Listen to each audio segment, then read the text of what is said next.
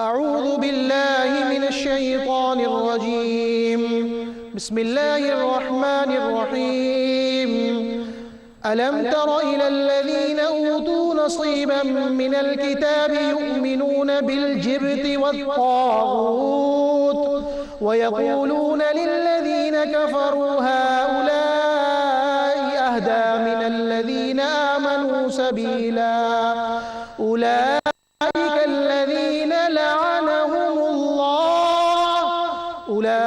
الذين لعنهم الله ومن يلعن الله فلن تجد له نصيرا.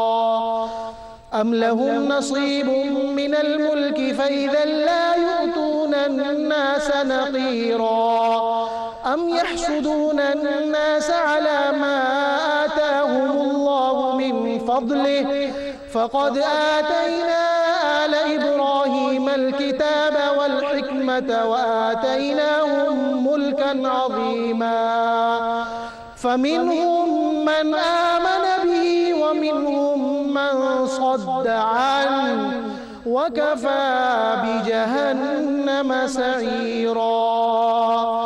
إن الذين كفروا بآياتنا سوف نصليهم نارا كلما نضجت جلودهم بدلناهم جلودا غيرها ليذوقوا العذاب.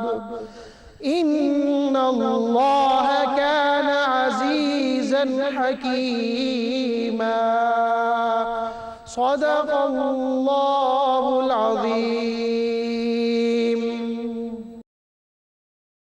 الحمد للہ رب العالمین والصلاة والسلام علی سید الانبیاء والمرسلین اما بعد. اعوذ باللہ من الشیطان الرجیم. بسم اللہ الرحمن الرحیم. الم تر الی الذین اوتوا نصیبا من الکتاب یؤمنون بالجبت والطاغوت ویقولون للذین کفروا هؤلاء اہدی من الذین آمنوا سبیلا. صدق اللہ العظیم.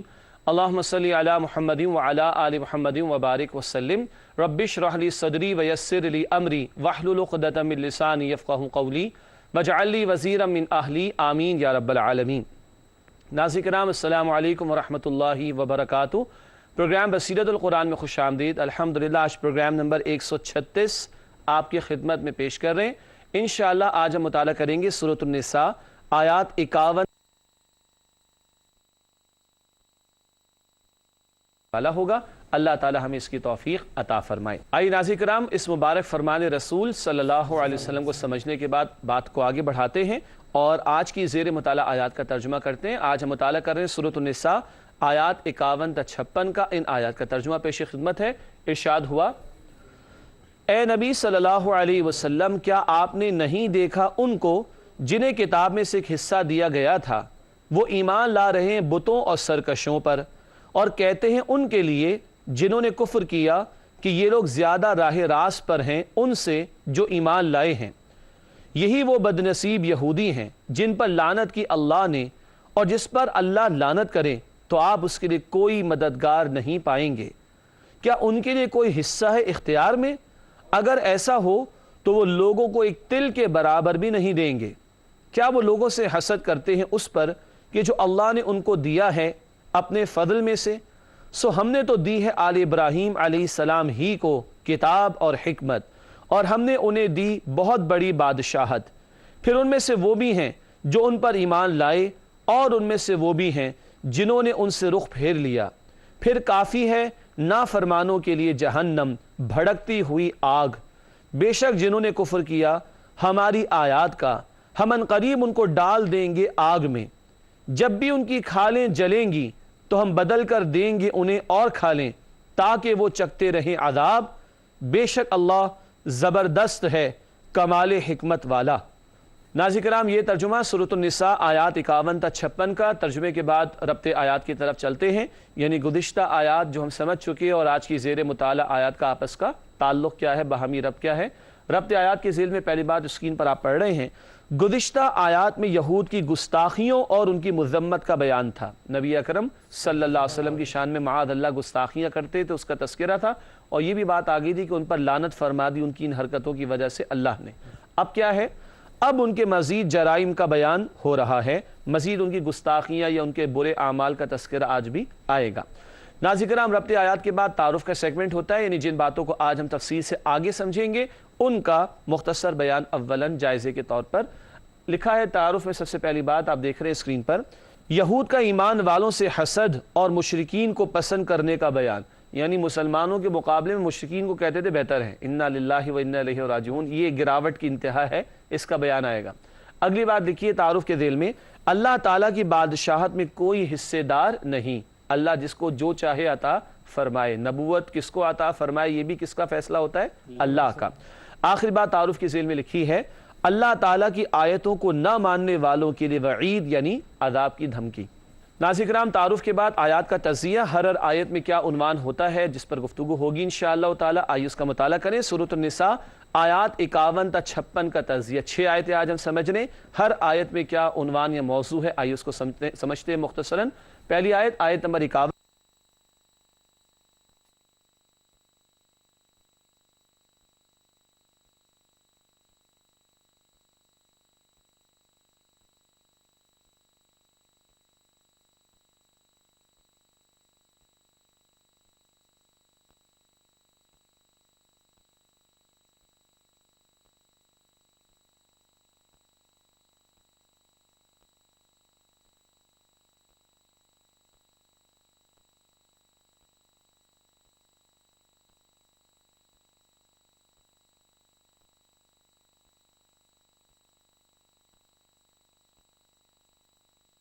جہنم کا عذاب دائمی ہے، اللہ تعالیٰ اس عذاب جہنم سے ہم سب کی حفاظت فرمائے، آمین۔ ناظرین کرام، الحمدللہ زیر مطالعہ آیات کا ترجمہ اور ربط آیات اور تعارف اور تجزیے کا بیان مکمل ہوا۔ اب پروگرام کی ترتیب کے مطابق ہر آیت کا ترجمہ اور تشریح سمجھیں گے۔ سب سے پہلے سورۃ النساء آیت نمبر 51 رب العالمین کی طرف سے ارشاد ہوا، الم تر الی الذین اوتوا نصیبا من الکتاب یؤمنون بالجبت والطاغوت وَيَقُولُونَ لِلَّذِينَ كَفَرُوا هَؤُلَاءِ أَهْدَىٰ مِنَ الَّذِينَ آمَنُوا سَبِيلًا۔ سورۃ النساء آیت نمبر 51 ہے، آئیے اس کا کرتے ہیں ترجمہ۔ ارشاد ہوا، اے نبی صلی اللہ علیہ وسلم، کیا آپ نے نہیں دیکھا ان کو جنہیں کتاب میں سے قصہ دیا گیا تھا، وہ ایمان لا رہے ہیں بتوں اور سرکشوں پر، اور کہتے ہیں ان کے لیے جنہوں نے کفر کیا کہ یہ لوگ زیادہ راہ راست پر ہیں ان سے جو ایمان لائے ہیں۔ یہ ہے ترجمہ سورۃ النساء آیت نمبر 51 کا۔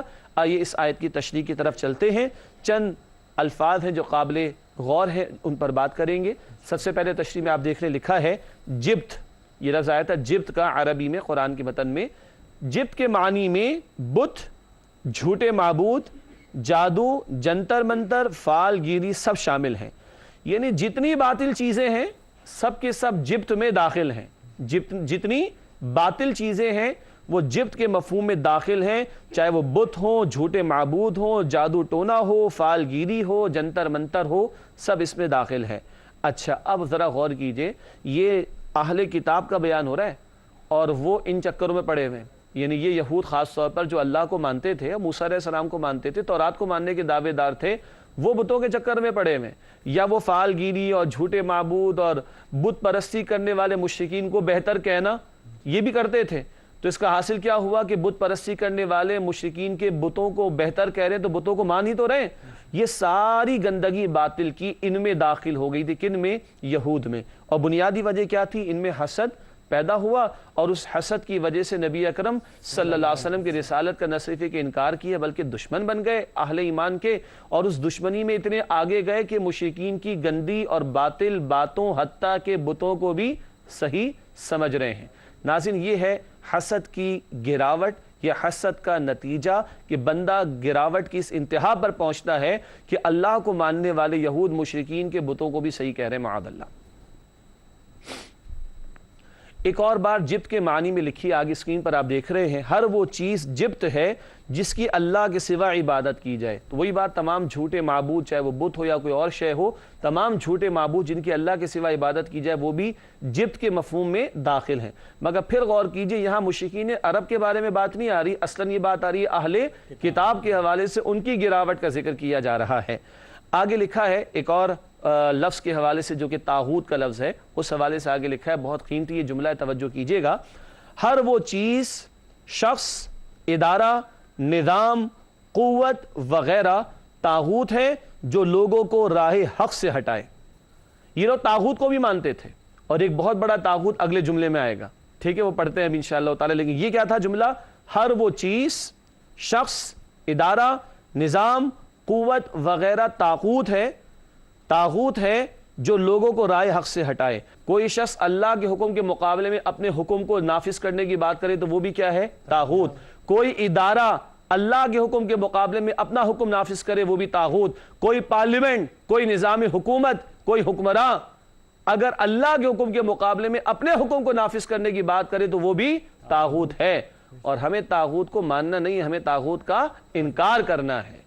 آیت الکرسی ناظرین کرام ہم پڑھتے ہیں نا سورۃ البقرہ میں، آیت الکرسی کے بعد والی آیات میں ہے فَمَن يَكْفُرْ بِالطَّاغُوتِ وَيُؤْمِن بِاللَّهِ فَقَدِ اسْتَمْسَكَ بِالْعُرْوَةِ الْوُثْقَىٰ۔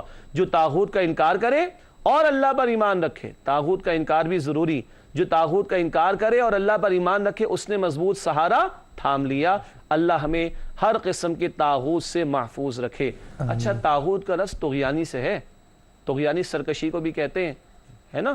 اور طاغوت کون؟ جو سرکشی پر آ جائے، کوئی فرد ہوگا، کوئی ادارہ، کوئی حکومت جو اللہ کے حکم کے مقابلے میں اپنے حکم کی بات کرے، اپنی مرضی کی بات کرے، یہ سب طاغوت۔ اور اگلا جملہ دیکھیے، لکھا ہے شیطان بھی طاغوت میں شامل ہے، یہ بھی تو سب سے بڑا سرکش ہے جس سے تکبر کیا تھا اللہ کے حکم کے مقابلے میں، تو شیطان کے لیے بھی لفظ طاغوت قرآن میں استعمال ہوتا ہے، یہود کے سرداروں کے لیے بھی لفظ طاغوت قرآن میں استعمال ہوتا ہے۔ تو یہ کوئی فرد بھی ہوگا، کوئی ادارہ بھی ہوگا، کوئی نظام بھی ہوگا جہاں اللہ کا حکم ٹوٹ رہا ہو، اللہ کے حکم کو بائی پاس کیا جا رہا ہو اور اپنی منمانی پر عمل کرایا جا رہا ہو، یہ سب کچھ طاغوت ہے، اس کا انکار اور اس کی نفی ضروری ہے۔ ناظرین کرام، اس کے بعد حسد کا بیان یہود کا، وہ آپ اسکرین پر دیکھ رہے، لکھا ہے یہود کے حسد کا بیان، جبت اور طاغوت پر یقین رکھتے ہیں۔ وضاحت آ گئی نا، جبت کی بھی آ گئی، طاغوت کی بھی آ گئی، اور ان کی گراوٹ کی انتہا کہ حق سے محروم بھی ہوئے اور حسد اور جلن کی وجہ سے اتنے گر گئے کہ مشرکین کے بتوں کو بھی ٹھیک کہہ رہے ہیں اور جبت اور طاغوت کو بھی صحیح سمجھ رہے ہیں۔ آخری بات اس آیت کی تشریح میں لکھی ہے، مشرکین کو اہل ایمان کی نسبت زیادہ ہدایت یافتہ قرار دیتے ہیں۔ کون؟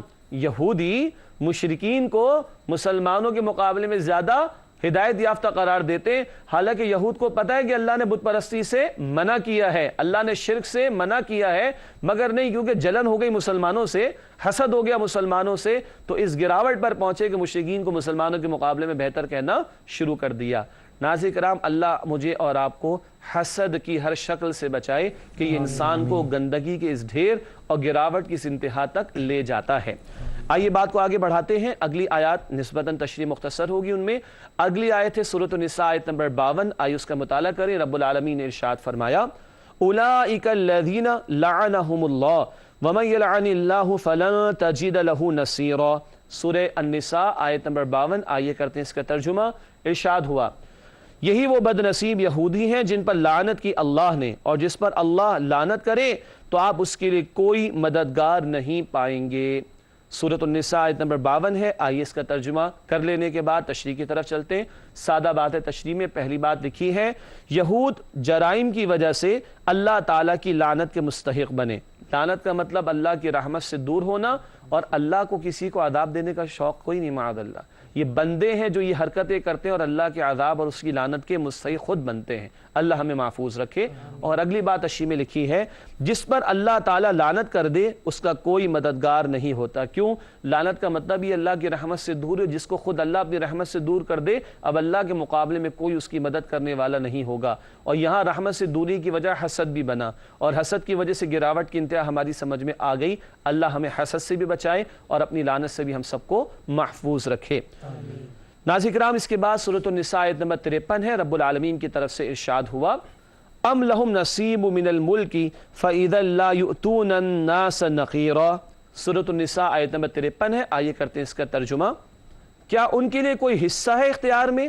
اگر ایسا ہو تو وہ لوگوں کو ایک تل کے برابر بھی نہیں دیں گے۔ ناظرین کرام، یہ ترجمہ سورۃ النساء آیت نمبر 53 کا یہود کی کنجوسی کا بیان ہے۔ تشریح ضرور پیش کریں گے آپ کی خدمت میں، تاہم ایک وقفہ آپ کے ہمارے درمیان حائل ہے، آپ سے ملاقات ہوتی ہے اس وقفے کے بعد۔ السلام علیکم ورحمۃ اللہ وبرکاتہ۔ ناظرین کرام، پروگرام مسجد القرآن میں خوش آمدید۔ آج ہم مطالعہ کر رہے ہیں سورۃ النساء آیات 51 تا 56 کا بریک سے پہلے سورۃ النساء آیت نمبر 53 کا ترجمہ پیش کیا گیا، یہود کی کنجوسی کا ذکر آیا ہے۔ آئیے تشریح کی طرف چلتے ہیں سورۃ النساء آیت نمبر 53 کے حوالے سے۔ لکھا ہے اسکرین پر آپ دیکھ رہے ہیں، یہود کو اللہ تعالیٰ نے اپنی بادشاہت میں کوئی حصہ عطا نہیں کیا اور نہ انہیں کوئی اختیار دیا گیا ہے۔ اصل میں بات کیا ہے، یہ جو اعتراض کر رہے ہیں کہ بنی اسرائیل سے نبوت لے کر بنی اسماعیل کو کیوں دے دی، تو بتایا جا رہا ہے تمہاری اوقات کیا ہے، تم تو اللہ کے بندے ہو نا۔ مالک کون ہے؟ اللہ جو چاہے حکم دے، چاہے تو بنی اسرائیل میں نبوت کو جاری رکھے، چاہے تو بنی اسماعیل میں منتقل فرما دے۔ کل اختیار اور بادشاہت کس کے لیے ہے؟ اللہ کے لیے۔ یہ ان کو سمجھایا جا رہا ہے کہ تم اپنی اوقات کو پہچانو، بندہ بندہ بن کر رہے اور اللہ کو مالک مانے اور اس کے حکم پر عمل کرے، ٹھیک ہے۔ وہ انگلش میں کہتا ہے نا، باس از آلویز رائٹ والی بات، and if disagreed refer to rule number 1 and rule number 1 is what? the boss is always right. اللہ پوری کائنات کا خالق اور مالک ہے، اس کا یہ فیصلہ ہے، کسی کو کوئی چون چرا کرنے کی اجازت نہیں ہے۔ اس کے بعد تشریح میں لکھا ہے ناظرین کرام، اسکرین پر آپ دیکھ رہے ہیں، یہود کی بخیلی کا حال یہ ہے کہ اگر ان کے پاس اختیار ہو تو دو باتیں ابھی آئیں گی۔ بخیلی کا مطلب ہوتا ہے کنجوسی، یعنی نبوت اور رسالت تو اللہ نے فیصلہ کرنا ہے نا، ان کو اگر کچھ اختیار مل بھی جائے تو یہ کتنے کنجوس ہیں۔ اب ذرا ذکر دیکھیے، دو باتیں لکھی۔ نمبر 1، تل برابر بھی کسی کو کچھ نہ دیں۔ اتنے یہ دنیا پرست اور مالی مفادات کے اندر ڈوبے ہوئے ہیں کہ ذرہ برابر بھی کسی کو دینے کو تیار نہیں ہے۔ اور دوسری بات لکھی ہے، اتنے تنگ نظر ہیں کہ حق بات کا اعتراف کرنا ان کے لیے محال ہے۔ حالانکہ ہم البقرہ میں تفصیل سے پڑھ چکے، قرآن کہتا ہے یعرفونہ کما یعرفون ابناءہم، یہ یہود اور خاص طور پر ان کے علماء نبی اکرم صلی اللہ علیہ وسلم کو ایسے پہچانتے جیسے اپنے بیٹوں کو پہچانتے، مگر وہی حسد کے مارے حق قبول نہیں کر رہے۔ یہاں بھی لکھا ہے ان کی کنجوسی اور بخیلی کا معاملہ، اتنے تنگ نظر ہیں کہ حق بات کا اعتراف کرنا ان کے لیے محال ہے۔ ناظرین کرام، اس کے بعد سورۃ النساء آیت نمبر 54 ہے، آئیے اس کا مطالعہ شروع کریں۔ ارشاد ہوا، ام یحسدون الناس علی ما آتاہم اللہ من فضل فقد آتینا آل ابراہیم الکتاب والحکمت وآتیناہم ملکا عظیما۔ سورۃ النساء آیت نمبر 54 ہے، آئیے اس کا کرتے ہیں ترجمہ۔ ارشاد ہوا، کیا وہ لوگوں سے حسد کرتے ہیں اس پر کہ جو اللہ نے ان کو دیا ہے اپنے فضل میں سے، سو ہم نے تو دی ہے آل ابراہیم علیہ السلام ہی کو کتاب اور حکمت، اور ہم نے انہیں دی بہت بڑی بادشاہت۔ ناظرین کرام، ترجمہ ہوا سورۃ النساء آیت نمبر 54 کا۔ آئیے بات کو آگے بڑھاتے ہیں، اس آیت کی تشریح کی طرف چلتے ہیں۔ سب سے پہلی بات تشریح میں لکھی گئی ہے، لوگوں سے مراد مسلمان جنہیں عروج حاصل ہو رہا تھا، لوگوں سے حسد کرتے، تو لوگوں سے مراد کون؟ مسلمان۔ اور یہود مسلمانوں کو نبوت ملنے پر اور ان کو عروج ملنے پر، فتوحات بھی ملیں گی، اب کیا ہو رہے؟ جلن کا شکار ہو رہے، حسد کا شکار ہو رہے، اس کا ذکر آ رہا ہے۔ اگلی بات لکھی ہے، یہود کے حسد کی وجہ رسول اللہ صلی اللہ علیہ وسلم کا بنی اسماعیل میں مبعوث کیا جانا۔ آپ کو بنی اسماعیل میں سے چنا گیا آخری رسول کی حیثیت میں، اس میں یہود کو جو کہ بنی اسرائیل میں سے حسد ہو گیا، تفصیل آ چکی ہے۔ اب اللہ تعالیٰ نے اس کا جواب دیا، وہ کیا ہے؟ پہلے تشریح میں اگلا نقطہ پڑھ لیجئے، لکھا ہے، آل ابراہیم سے مراد سیدنا ابراہیم علیہ السلام سے لے کر رسول اللہ صلی اللہ علیہ وسلم تمام پیغمبر ہیں۔ کیا مطلب؟ حضرت ابراہیم علیہ السلام کے بعد نبوت انہی کی نسل میں جاری رہی۔ ہم پڑھ چکے، ناظرین کرام آپ کو یاد ہوگا سورۃ البقرہ میں بہت مرتبہ تفصیل آئی ہے۔ ابراہیم علیہ السلام کے بیٹے اسحاق علیہ السلام، اسحاق علیہ السلام کے بیٹے یعقوب علیہ السلام، یعقوب علیہ السلام کے کتنے بیٹے تھے؟ 12، بنی اسرائیل، اس سے پوری نسل چلی۔ اور ابراہیم علیہ السلام کے دوسرے بیٹے اسماعیل علیہ السلام، اور ان کے 2500 برس کے بعد نبی اکرم صلی اللہ علیہ وسلم۔ تو ان کو بتایا جا رہا ہے رہی تو نبوت آل ابراہیم میں ہی ہے نا، کہ پہلے اسحاق علیہ السلام کی نسل میں چلتا آیا سلسلہ، اب اسماعیل علیہ السلام کی نسل میں سلسلہ آ گیا نبوت کا، اور آخری رسول محمد کریم علیہ السلام تشریف لے آئے۔ مگر یہ سب کس کی اولادوں میں ہیں؟ حضرت ابراہیم علیہ السلام کی۔ تو تم حسد کا شکار کیوں ہوتے ہو؟ یہ سمجھایا جا رہا ہے یہود کو، پھر بھی سمجھ کر نہ دے تو ان کا اپنا نقصان ہے۔ اور ناظرین کرام، یہ ایک بات آئی تھی، بڑی بادشاہت عطا کی گئی، اس کو بھی سمجھ لیتے ہیں، پڑھ چکے ہیں ویسے ہم۔ ابراہیم علیہ السلام ہی کی نسل میں بنی اسرائیل ہے نا، اور بنی اسرائیل میں بادشاہتیں داؤد علیہ السلام کو ملی، سلیمان علیہ السلام کو ملی، جناب طالوت کو ملی۔ یہ بڑی بڑی بادشاہتیں بھی اسی بنی اسرائیل کے تسلسل میں ہے نا، اس لیے کہا گیا کہ ہم نے کتاب اور حکمت بھی عطا کی اور انہیں بڑی بادشاہت بھی عطا کی۔ اس کے بعد ناظرین کرام آیت نمبر 55 ہے سورۃ النساء کی، آئیے اس کا مطالعہ شروع کریں۔ ارشاد ہوا، فَمِنْهُمْ مَنْ آمَنَ بِهِ وَمِنْهُمْ مَنْ صَدَّ عَنْهُ وَكَفَى بِجَهَنَّمَ سَعِيرًا۔ سورۃ النساء آیت نمبر 55، آئیے کرتے اس کا ترجمہ۔ ارشاد ہوا، پھر ان میں سے وہ بھی ہیں جو ان پر ایمان لائے اور ان میں سے وہ بھی ہیں جنہوں نے ان سے رخ پھیر لیا، پھر کافی ہے نافرمانوں کے لیے جہنم بھڑکتی ہوئی آگ۔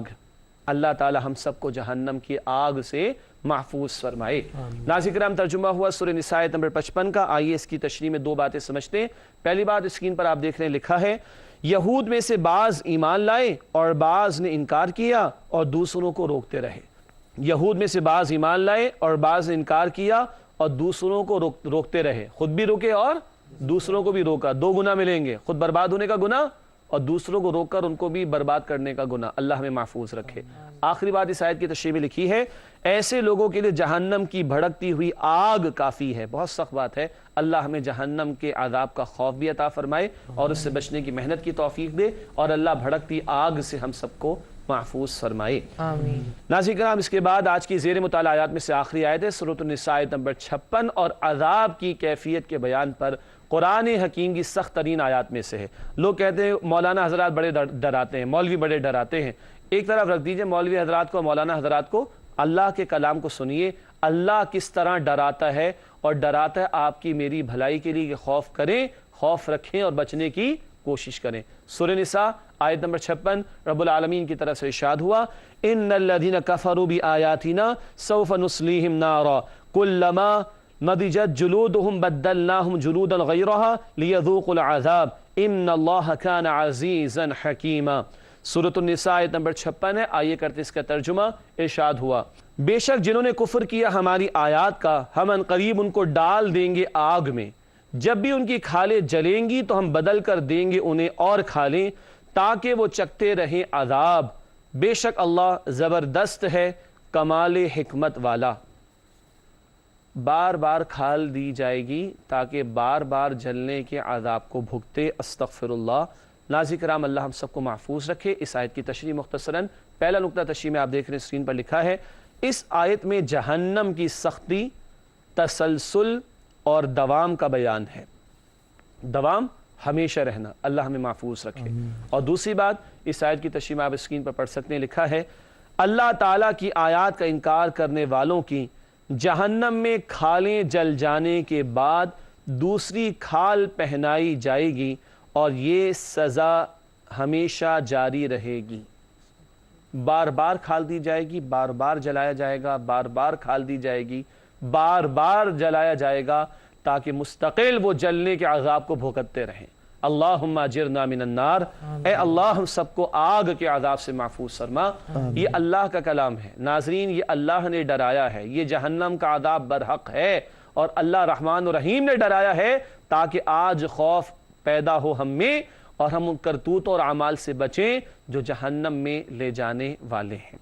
ناظرین کرام، الحمدللہ آج کی زیر مطالعہ آیات کا بیان کسی درجے میں مکمل ہوا۔ سورۃ النساء آیات 51 تا 56 کا مطالعہ کر رہے تھے۔ اب وقت ہے ہمارے نوجوان ساتھیوں کے لیے سوالات کے حوالے سے۔ آئیوں سے دریافت کرتے ہیں کہ وہ ہم سے کیا سوال پوچھنا چاہتے ہیں۔ جی، پہلا سوال سعد، آپ کا کیا ہے؟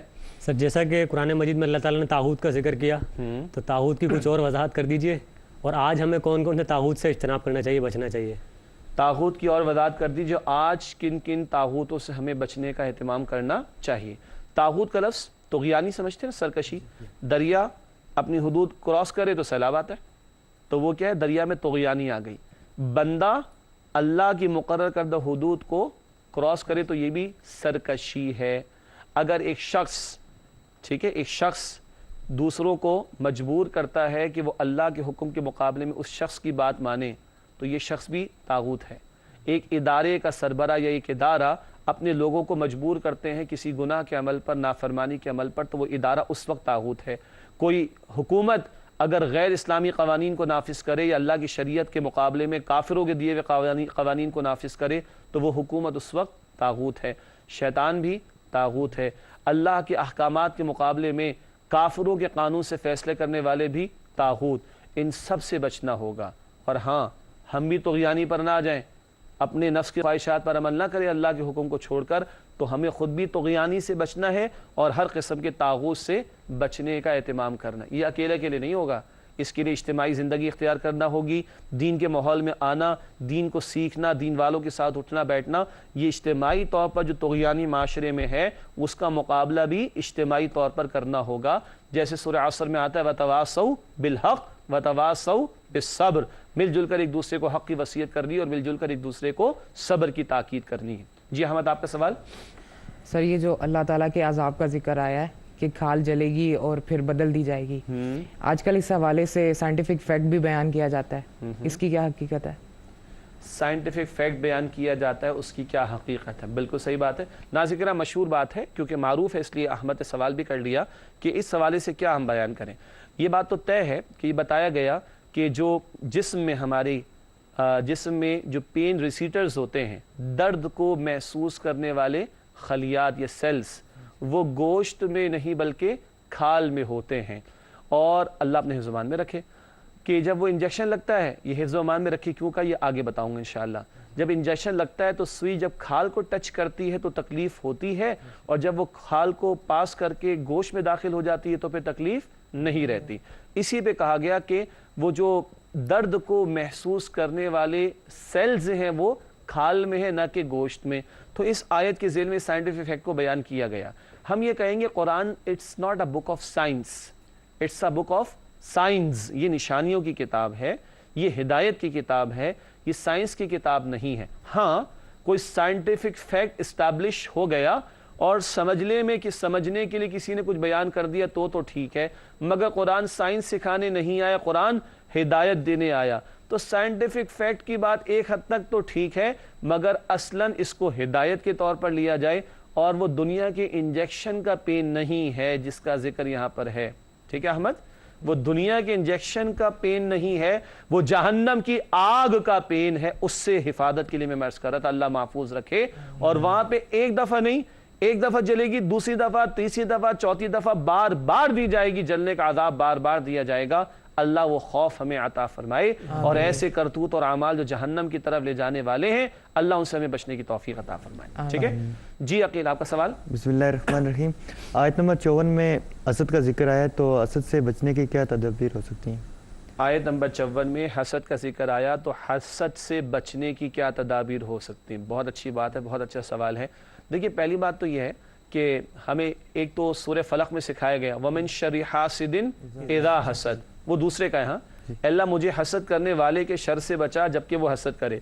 तो ये आयतों का बार, अच्छा, अल्लाह के नबी सल्लल्लाहु अलैहि वसल्लम हर फर्ज नमाज के बाद आयतुल कुर्सी, सूरतुल फलक और सूरतुल नास की तिलावत फरमाते। जब ये तिलावत करेंगे तो हसद का लफ्ज़ तो याद रहेगा, बचेंगे इंशाअल्लाह ताला। नंबर 2, हसद कब होता है?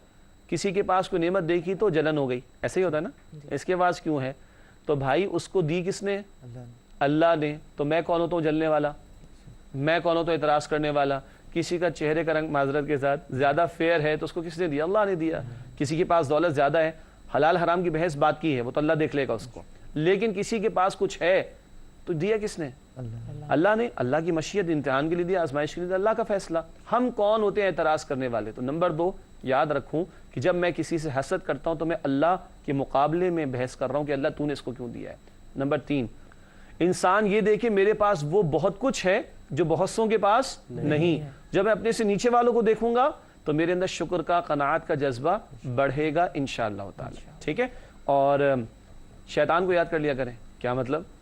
शैतान ने हसद ही तो किया था, किससे? आदम अलैहिस्सलाम से दूर हो गया। और यहूद को भी याद किया करें, किस मानी में? इन्होंने भी हसद किया था तो शदीद तरीन अल्फाज लानत लानत, अदाब अदाब, जहन्नम जहन्नम बार बार जिक्र आ रहा है। कहने का मतलब यह है ऐसे हासिदों के अंजाम को याद रखेंगे तो हसद से बचना याद रहेगा इंशाअल्लाह ताला।